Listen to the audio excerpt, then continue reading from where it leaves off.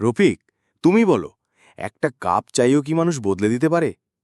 ফারহান, চা বদলে দেয় না, বরং চায়ের ধোঁয়ায় মানুষ নিজেদের কথা শুনতে শেখে, আর সেই কথাগুলি কখনো কখনো কষ্ট দিয়ে সঠিক পথ ধরায়। তুমি জানো, ছোটবেলায় এই দোকানটা ছিল আমাদের স্বর্গ। আমি যেদিন স্কুল থেকে ফিরতাম, মরমর করে বসতাম, তুমি আক্ষরিকভাবে আমাদের গল্পগুলোর কাস্টিং করব। তোর ওর টাইম কথা মনে আছে? বলতিস, বড় হলে এই দোকানটা বড় করব, চা দুধ কম, স্বপ্ন বেশি দেব। হ্যাঁ, স্বপ্নটা ছিল, কিন্তু একটা সময় আমি পাল্টে গেছি। বিশ্ববিদ্যালয়, চাকরি, সবকিছু নিলাম।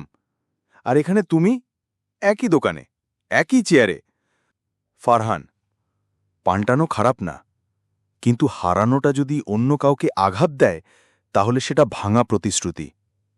তুমি জানো, ৩ বছর আগে তুমি একটা প্রতিশ্রুতি দিয়েছিলে আমায়। প্রতিশ্রুতি? কোনটা?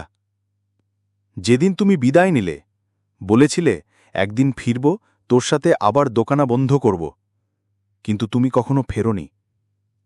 রফিক, আমি ক্ষমা চাই। ও সময় আমি ভেবেছিলাম পেশা, কর্মজীবন, পরিবারের বোঝা সবকিছু সামলাতে হবে। আমি ভাবিনি তোমার বিশ্বাসটা এতটা ভঙ্গ হবে।